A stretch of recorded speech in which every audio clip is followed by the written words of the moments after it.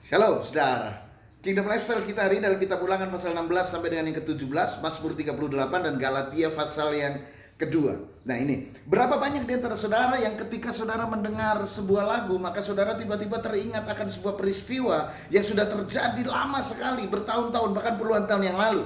Atau ketika saudara mencium sebuah bau, satu bau, entah itu mungkin bau masakan, lalu tiba-tiba saudara teringat masa-masa kecil saudara teringat kampung halaman saudara, menimbulkan kerinduan dalam hati saudara. Nah ini, saudara tidak perlu mengingatnya, saudara tidak berusaha, tetapi itu muncul begitu saja. Ini, kenapa bisa begitu? Karena begini saudara, informasi yang dikombinasikan dengan emosi itu akan menghasilkan memori dalam jangka waktu yang sangat lama, bahkan sifatnya kekal dan tidak bisa lupa. Dan dalam bacaan kita dalam kitab Ulangan pasal yang ke-17 ayat yang ke-19, saya bacakan buat saudara. Itulah yang harus ada di sampingnya dan haruslah ia membacanya seumur hidupnya untuk belajar takut akan Tuhan Allahnya dengan berpegang pada segala isi hukum dan ketetapan ini untuk dilakukannya. Nah ini saudara. Jadi rupanya Tuhan meminta saudara bukan saja membaca firman, tapi juga melakukannya. Karena dengan melakukan firman Tuhan, itu akan mendarah daging dalam hidup saudara. Dengan melakukannya, firman Tuhan akan menjadi mendarah daging dalam hidup saudara. Sehingga ketika tantangan datang, yang muncul adalah bukan strategi saudara, tetapi firman Tuhan.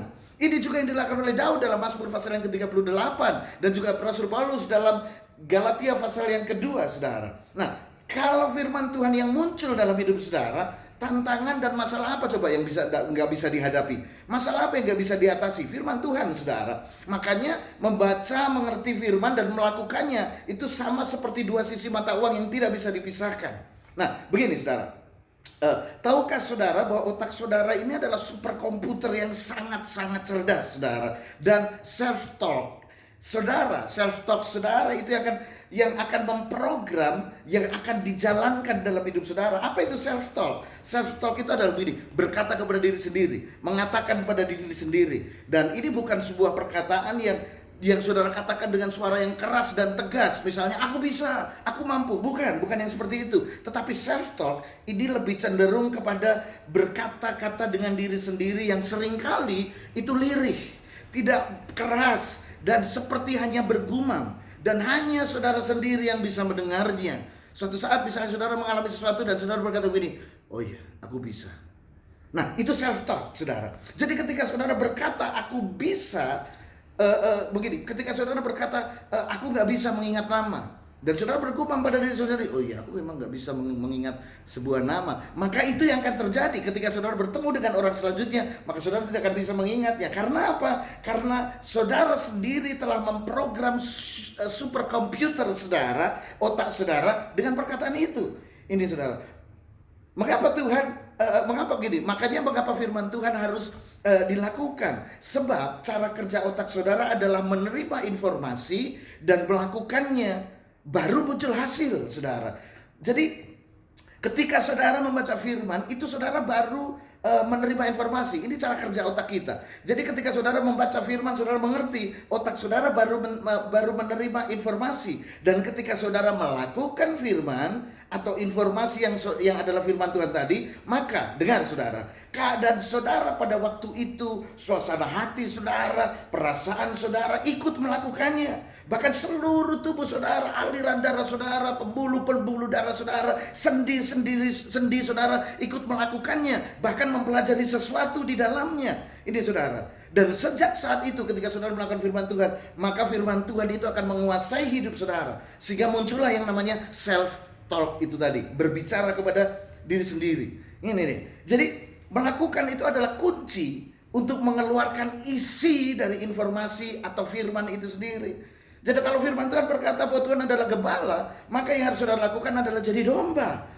Nurut saja kepada gembala mau pergi. Kalau firman Tuhan berkata Tuhan adalah penyembuhku, maka yang saudara harus lakukan adalah apa? Jangan takut sakit. Kalau saudara sakit, percaya bahwa Tuhan adalah penyembuh saudara.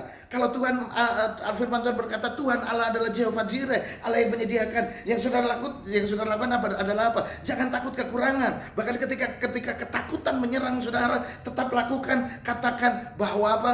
Dia adalah Tuhan yang maha menyediakan. Dia adalah Jehovah Jireh. Ini dia. Dan begini, kreativitas dalam hidup saudara itu bukan ada di dalam. Jadi kreativitas itu bukan sesuatu yang ada di dalam diri saudara. Tidak ada bayi yang lahir dengan segala kreativitasnya, enggak. Tetapi kreativitas itu adalah sesuatu yang saudara lakukan. Ini dia. Fokus itu juga tidak ada di dalam diri saudara. Enggak ada bayi lahir langsung bisa fokus, saudara. Tetapi fokus itu adalah sesuatu yang akan muncul ketika saudara lakukan. Jadi memori atau ingatan itu juga bukan sesuatu yang saudara miliki, saudara. Tetapi itu adalah sesuatu yang saudara lakukan. Ini dia. Jadi tidak ada yang berkata, wah ingatanku buruk, oh ingatannya dia baik. Tidak, saudara. Tetapi ingatan itu akan terlatih. Dan ingatan itu yang akan mengeluarkan apa yang sudah ada di dalam diri saudara. Terlatih, itu artinya begini, terbiasa melakukan. Jadi kalau saudara mau ingatan saudara terlatih, terbiasa atau biasakan lakukan otak saudara untuk mengingat sesuatu. Semakin saudara melakukannya, semakin tajam ingatan saudara. Ini dia. Terakhir saudara, kalau saudara pernah nonton film Petualangan Mencari Harta Karun, di situ seringkali ketika mereka dihadapkan pintu harta karun, di situ ada dua kunci kombinasi untuk membuka pintu harta karun itu. Ketika sudah di depan, masukkan kunci pertama, putar. Lalu yang kedua, masukkan pintu kedua dan juga putar. Ketika dimasukkan pintu pertama, kunci pertama dimasukkan dan diputar, belum terjadi apa-apa. Tetapi ketika pintu kedua, kunci kedua dimasukkan dan diputar, maka akan terdengar bunyi, saudara, klik. Lalu apa? Sendi-sendi pintu, roda-roda yang bergerigi itu akan berputar dan lalu brak, pintu terbuka. Haleluya. Ini dia. Saudara mau tingkap langit terbuka untuk saudara, ada dua kunci, saudara. Mengerti firman, dan yang kedua, lakukan firman. Maka apa? Brak! Pintu sorga terbuka buat saudara. Kingdom Lifestyle hari ini Tuhan Yesus berkati saudara.